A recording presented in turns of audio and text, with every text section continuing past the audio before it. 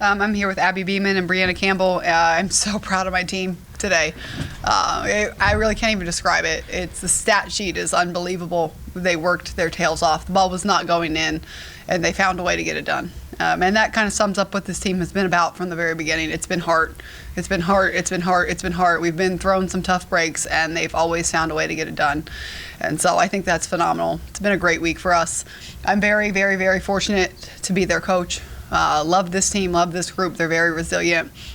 We want to make sure that we do it in a way that gives God glory of everything we have, right? We got MVPs, we got trophies, we have so much stuff, and we give out these little 3G stickers. That means give God glory. And you're winning a championship, and you turn around, you look in the crowd, and you see cell phones that have 3G in the back of it. And so it's bigger than basketball, and we want to do it in a way that honors Him. And I think that's important. But happy for my team, proud of my team. I'm so happy that they get to enjoy this moment. Okay, we'll open for questions. Go ahead, Paul. Coach Paul Chestnut, Fox Sports Pensacola. I got to ask you about the way that you just run your game. I'm a hockey guy. The way that it's like line changes, 99 shots. Just talk about your philosophy, the way you do it, and how that bench and your players just buy into it. It was amazing today. Yeah, I think the whole purpose behind it is a possession battle. We want more possessions. We want more shots. And so in order to do that, you have to play really hard for a short amount of time. And we got a lot more shots up than they did, almost 50, which is incredible. It's an incredible stat. And we get beat by 30, 40 if we don't do that. And so they found a way to get it done. And that's why we do what we do. And how you get them to buy in, I think I'm just really blessed with a group of individuals that said, hey, all right, this is the coach we have. This is the new coach that we got. Let's just go ahead and do it. And they bought in, and they did it to perfection. And to follow up on that, that's what you feel like that won the championship today. Yeah, I mean, there was times where I could have bailed. I could have said, I'm going to walk it up and down the floor. We're going to play our best five, but I'm going to trust my team. I'm going to trust what we've done. I'm going to trust what got us here. And we went into OT, and we didn't have our top dog. We didn't have our leader. And Bree played all 5 minutes without a sub, which I don't think I've ever done. I don't think I've ever put a player in for that long, and she didn't even blink. She was wheeling her team and said, we got it, we got it, we got it, we got it. And when you have players that will do that, I get a lot of attention that I probably don't deserve because I have players that will just take over, and I'm really lucky to have that. Go ahead, Luke. Luke Creasy, HD Media. You've been in some battles with Bree.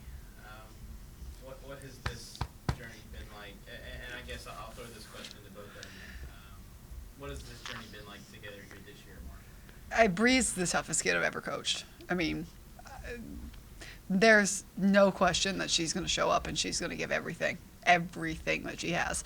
Take a charge on someone that's bigger than her, dive on the loose ball. I mean, she's relentless. And so she's changed my life. She's made my life better, right? A lot of times the coach gets the attention, but I don't have 2 back-to-back championships without her.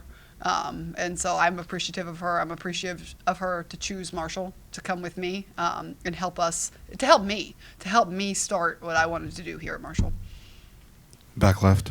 Keith Morehouse, WSAZ. For Abby and Bree, really, how do you keep your composure when really the shots aren't going? And like Coach said, the tendency is maybe stop launching, but you guys just keep coming, and the grit was there. Just walk me through that game and how you thought about it. Yeah, shots definitely weren't falling for us, but we always preach just keep shooting them, We're gonna get them to fall. And though we may not have got as many as we wanted to fall, I think we did hit some timely ones. Meredith, Ace got some to go in big moments for us. So just keep shooting, keep having confidence, and it worked out for us. Yeah, we've been there before where we haven't been hitting shots, throughout the season. So we were all confident in each other and that the shots were gonna fall eventually when we needed it to. So we just kept our head up and kept going.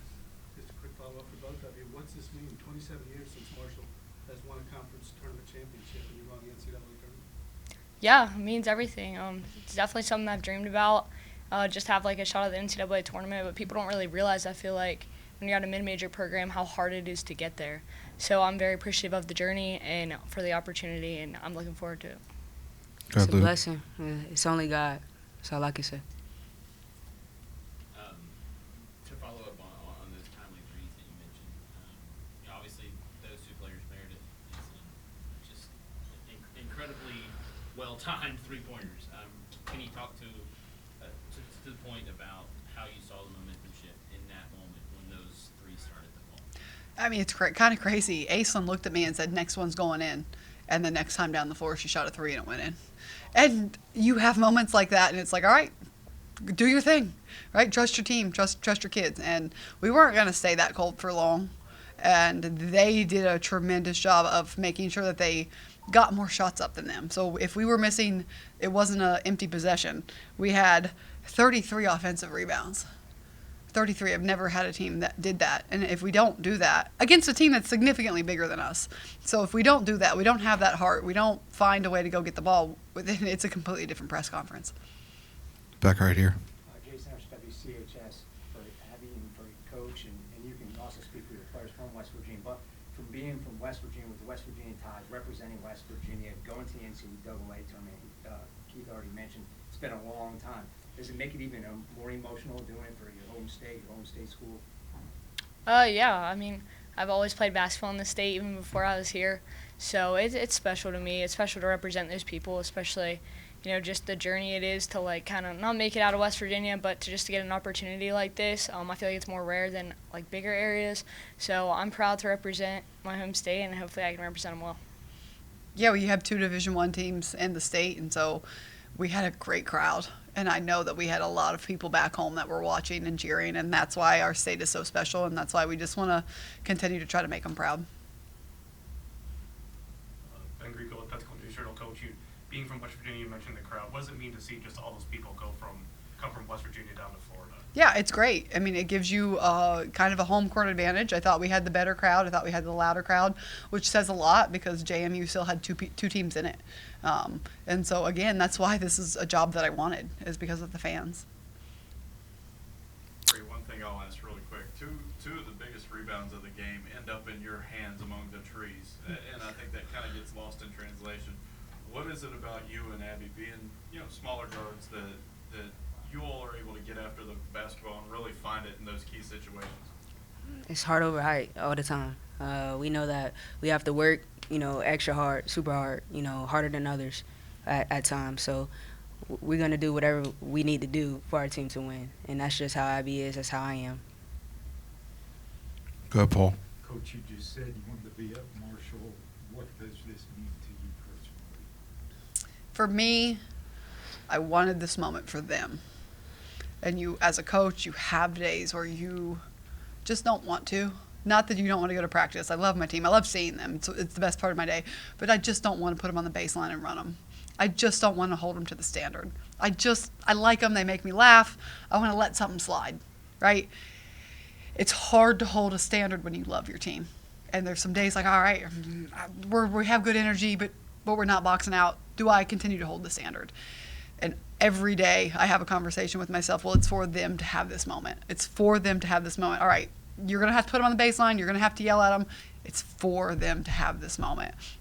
And you could always not get it, but that's what I approach every day with going into practice is, hey, I'm going to pick a standard. We're going to hold to it so that they can have this moment for the rest of their lives. I tell them at the very beginning of the season, hate me now, love me later.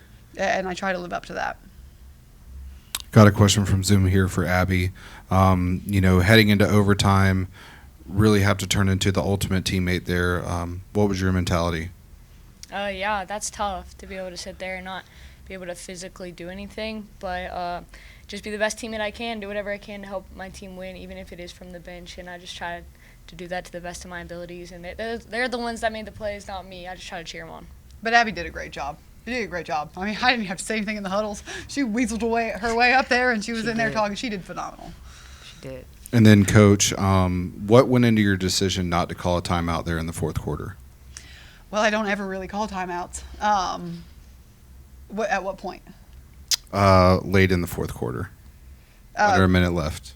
We had momentum. We had momentum. We were playing. You look at your players, and they have a look in their eyes, and we were getting shots. We were hitting shots. And I didn't really want to call a timeout because they burned their timeout early, and so they didn't have a media left. And I think that eventually caught up with them towards the end of the overtime, is that they were tired because they didn't have any breaks. Back right. For all of you, what were the emotions like? Take us through it, putting the Nets Bree? For me today, it was emotional. Just everything leading up to here. Personally, I've been through a lot this year, so to be here with my team and my coaches, my coach, it's just a feeling that's unmatched for me, and I'm forever blessed and grateful. And Paul. I'll touch on that. I think that Bree has been through a lot this year. Both of them actually have had some tough hands dealt to them this year. And when you have two seniors that will put basketball and put their teammates over themselves, again, I'm very, very blessed to coach them, and I'm happy that I get to coach them for another week. I'm happy that this is not the end. Coach, you made a lot of fans in Pensacola, moving on NCAA tournament. I know you just won it. Any thoughts, plans, what you'll be doing to watch the selection show or whatever and see where you match up? Yeah, I haven't even thought about that until they started handing out the tickets. I'm like, oh, we made the NCAA tournament. You try to be where your feet are. Try to enjoy this one. We're going to take a couple days off, and then we're going to get back to work. Coach, you've said throughout the year that this was your dream job, and you were hired no less than a year ago, the end of March. And what did those 4 steps up the ladder mean to you? Just knowing that 1 year had culminated into those 4 steps that come out of that. It means I was right. I knew we could do this. I knew that there was a roster here that could do this. I knew the administration valued winning. I knew that our admin, they care about sports. West Virginia cares about sports, and we have a great administration, and they put value into winning, and they want us to be good. And I knew that this was a job that we could do this in. And then for both the players, entering the court, you guys were touching something over there on the sideline. What was that, and what kind of mindset did that put you in? Yeah, so that's all her right here. She taped a pair of scissors down, so every time we went in, we would just know what we're playing for and not forget it, because it's easy to get lost in the moment and kind of forget the magnitude of the game. But, it was a good reminder to play hard, even if shots weren't falling, just to do the hustle plays and the effort. And, yeah, so it ended up working out for us. Yeah, she answered it. Any final questions? All right, thank you all. Thank you, guys. Thank you. Good job, girls. Congratulations, Coach. Thank you. Congratulations.